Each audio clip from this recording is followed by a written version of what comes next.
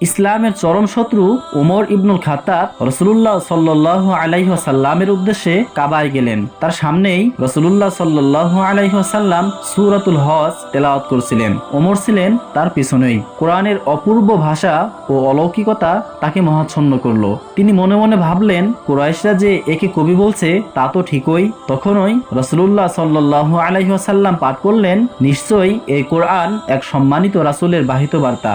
এটা কোনো কবির রচনা নয়, তোমরা অল্পই বিশ্বাস করে থাকো। তখন তার মনে হলো যে কবি না হলেও নিশ্চয়ই ইনি জাদুকর। তখনই রাসূলুল্লাহ সাল্লাল্লাহু আলাইহি ওয়াসাল্লাম পাঠ করলেন, এটা কোনো জাদুকর বা গণকের কথাও নয়, এটা জগৎসমূহের প্রতিপালকের নিকট হতে অবতীর্ণ।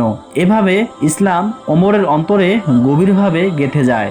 রাসূলুল্লাহ সাল্লাল্লাহু আলাইহি ওয়াসাল্লামও তার জন্য দোয়া করছিলেন। তারপর ওমর ইসলাম গ্রহণ করেন। তার ইসলাম গ্রহণ তখনকার মুষ্টিময়ে মুসলিম সমাজে সাহস ও উৎসাহের কারণ হয়ে দাঁড়িয়েছিল।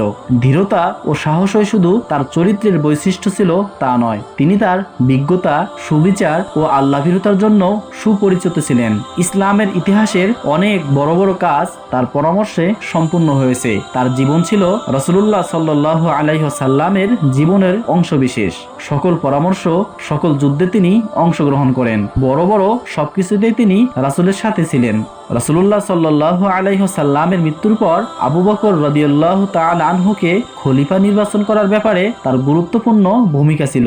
আবু বকরের খেলাফতের সময়ও তিনি ছিলেন তার পরামর্শদাতা এবং সাহায্যকারী। কোরআন সংকলনের ব্যাপারে উদ্যোগ নিতে তিনি আবু বকর রাদিয়াল্লাহু তাআলা আনহুকে রাজি করান। পরবর্তীতে আবু বকর রাদিয়াল্লাহু তাআলা আনহু তাকে খলিফা নির্বাচন করে যান। তিনি তার খেলাফতকালে বহু গুরুত্বপূর্ণ পদক্ষেপ নিয়েছিলেন। নিয়মিত চিঠিপত্র, খবরাখবর আদান প্রদান, সৈনিকদের তালিকাভুক্তকরণ ইত্যাদি।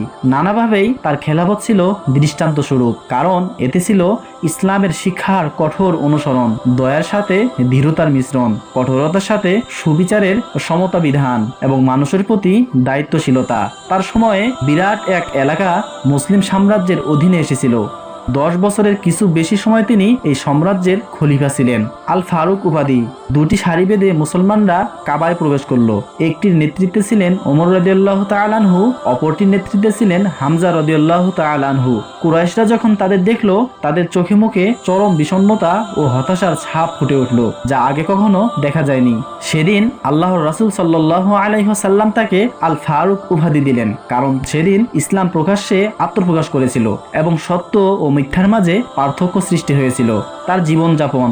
একবার খলিফা ওমর রাদিয়াল্লাহু তাআলা আনহুকে জিজ্ঞাসা করা হয় যে, আল্লাহর মাল থেকে আপনি কতটুকু গ্রহণ করা নিজের পক্ষে বৈধ মনে করেন? তিনি উত্তরে বললেন, শীত ও গ্রীষ্মের জন্য 2 খান কাপড়, হজ ও উমরার জন্য সওয়ারির জন্তু এবং কুরাইশের কোনো মাঝারি পরিবারের সমানের খাদ্য আমার ও পরিবারবর্গের জন্য।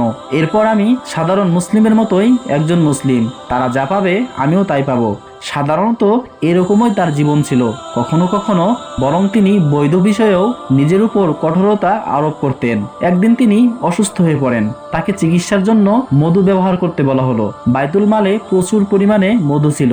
তিনি মেম্বারে আরোহণ করে মুসলিমদের বললেন, তোমরা অনুমতি দিলে মধু ব্যবহার করতে পারি, তা না হলে এটা আমার জন্য হারাম। তৎক্ষণাৎ উপস্থিত সবাই অনুমতি দিয়ে দিল। মুসলিমরা ওমর রাদিয়াল্লাহু তাআলা আনহুর এই কঠোরতা দেখে তার কন্যা হাফসা রাদিয়াল্লাহু তাআলা আনহাকে বললেন যে, তিনি যেন তার পিতাকে এই কৃষ্ণতা সাধন থেকে বিরত থাকতে অনুরোধ করেন, কারণ এখন মুসলমানরা সচ্ছল ও তাদের পক্ষ থেকে এ ব্যাপারে পূর্ণ অনুমোদন রয়েছে। হাফসা রাদিয়াল্লাহু তাআলা আনহা যখন পিতাকে একথা বললেন, তখন তিনি জবাব দিলেন, হাফসা, তুমি তোমার জাতির পক্ষপাতিত্ব করছো আর নিজের পিতার সাথে অতীতাকাঙ্ক্ষী আচরণ করছো।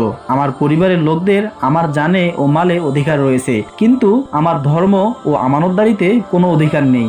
ওমর রাদিয়াল্লাহু তাআলা আনহুর সময়ে একবার দুর্ভিক্ষ দেখা দেয়। তখন তিনি শপথ করেন যে যতদিন স্বাভাবিক অবস্থা ফিরে না আসবে ততদিন তিনি ঘি ও মাংস স্পর্শ করবেন না।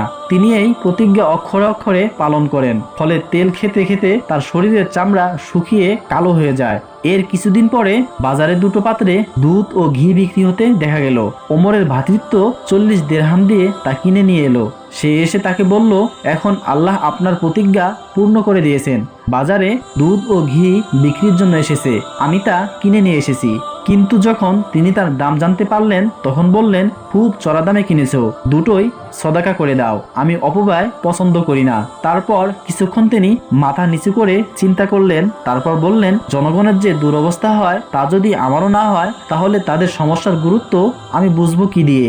একবার তিনি এক ব্যক্তির সাথে একটি ঘোড়ার দরদস্তর করেন, তারপর পরীক্ষা করে দেখার জন্য সেটাই সওয়ার হয়ে দৌড়াদৌড়ি করেন। হঠাৎ সেটা ঠোকর খেয়ে পড়ে যায় এবং আহত হয়। তিনি ঘোড়া ফিরিয়ে দিতে চাইলেন, কিন্তু মালিক ঘোড়া ফেরত নিতে অসম্মতি জানালো।